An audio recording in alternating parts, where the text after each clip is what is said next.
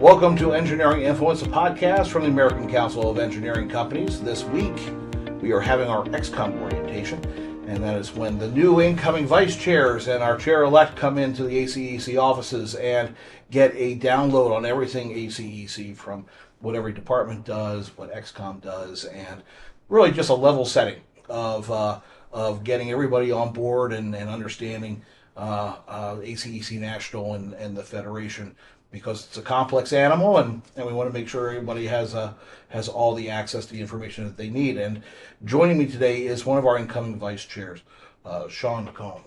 He is Executive Vice President at JMT in Maryland. Welcome to the program. Thanks for having me, Jeff. Well, we were talking today during the orientation, and you had a great idea for the roadshow, I gotta say, because you're doing something augmented reality with the bridge over the Rappahannock. I think it's fantastic. I love that idea. I love that technology, bringing technology in. Is that something that you're interested in? I mean, is that something that give us a kind of a flavor about what you kind of want to bring to XCOM during your time as vice chair? Yeah, so appreciate that. Look, I'm more of a forward-thinking, bigger picture type of person. Really embrace technology, like to learn the newest technologies, tend to read a lot, and I really love connecting different pieces of information and sometimes looking at a situation a little bit differently, but really outcome focused. So, like, what's the outcome we're really looking for, and, man, what's the best way to get there before just jumping to an approach? Well, for our audience, let's kind of take a step back, actually, and talk about your journey in ACEC. What got you involved in the council, and what was the switch that flipped and said, you know what, I want to try for national volunteer leadership? Tell us a little bit about that journey.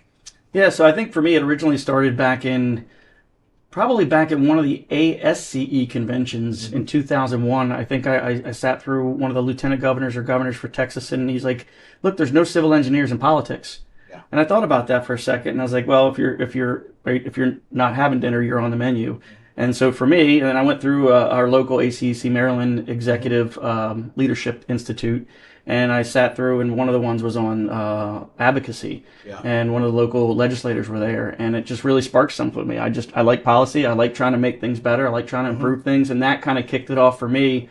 I started at a pretty young age, and have been through, the whole gauntlet there at our local one, and then, started to come to national conferences, got involved in different areas, got involved in DPC, on XCOM at DPC, and then kind of now here in this level. That's a really good point. I mean, Gary Raba, we talked to him, of course. I mean, his focus is, advocacy, and the fact that, well, you might not be political, but it doesn't mean that the political is not coming for you, right? And that's the same idea. It's that, you're an engineer. Okay, you're doing your work. Government, it's here, but it's not really all that important. But in fact, it has a massive impact on your ability to do business. Absolutely. What would you say to somebody out there who was, maybe in your position, looking at somebody who was a couple of years younger, newer into the organization, on why they should really get involved at the state level and then also at national? What would be the elevator speech? Well, from the business acumen side, I think I learned more, and you also get a lot of different perspectives, right? Our clients, 95% of them government clients, right? And to really understand how you do business, if you've been in the private sector your whole life, is to be closer to that, right? So seeing how some of the things are made down at the legislative level, there's a different form of currency for them. They're motivated, legislators are motivated by different things. So, for people that want to get into the journey of ACEC, right, take a look at some of the things that we do, some of the different things that we do on the advocacy side. Big fan of the advocacy side.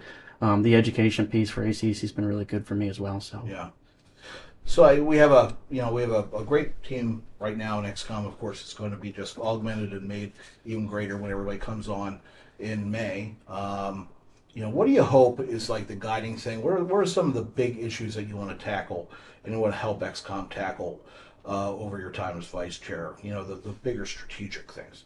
Yeah, so I appreciate that. I love the fact that we have people with a lot of different type of backgrounds and a lot of different pieces of passion. I'm a self-proclaimed procurement geek. I think procurement in a free market is one of the most important things, and how you buy engineering services is a little bit different. A lot of people aren't used to it, don't really understand it, have a lot of regulation around the FAR and everything else. So trying to maximize that. I mean, the Brooks Act was written, almost 50 years ago. And, maybe it's time to update it a little bit with some of the alternative delivery methods. And, we're how we do cost fees and different things along those areas. So I'd love to focus on some procurement advocacy.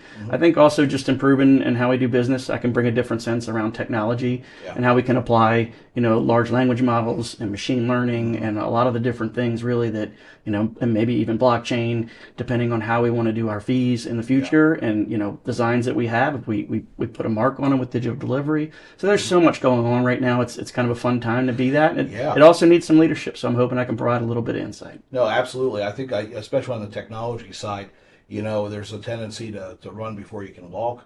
And everyone I talked to over several of our conferences, is talking about the impact that AI is going to have. But beyond that, it's the other technologies, like you mentioned, blockchain, machine learning. Well, to AI, it's those large pieces. But there's a lot there to mine. And it doesn't seem like there's a unified approach by the industry right now, which isn't surprising. Where do you see that going? Do you think ACECVice is going to have a place to play to kind of say, this is like the industry standard, we're going to help you, best practices for firms large and small on implementing a lot of these technologies and getting them on board?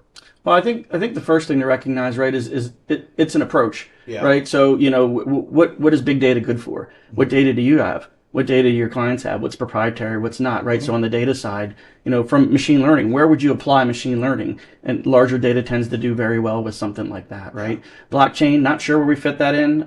Contracts and maybe making contracts easier to sign and move along with different suppliers and chains. That seems to be a little bit further off.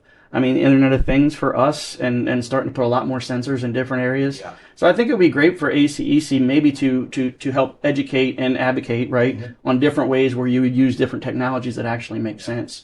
And ACEC has always done a great job of that. Yeah, I mean, for anybody out there listening, it's a perfect time to join the newest open committee that we have, technology committee, to get on the ground floor for a lot of this discussion. So it's a great time to come. Yeah, and Raj is amazing. I mean, he's a very deep thinker. The same way on the end, I was actually on planning cabinet with him when we thought through that with Dave Mulholland. Yeah, and there's a lot there. I mean, I know the team that is getting that together. I know that we're going to be doing hopefully a series of podcasts specifically on technology and developing that with the technology committee. So there's a lot there that we're going to be looking at. So it's going to be a very full plate when you come on board, but I'm looking forward to working with you. Great to have me. Thank you. Appreciate it. Great. And again, this has been Engineering Influence podcast from the American Council of Engineering Companies, and we'll see you next time.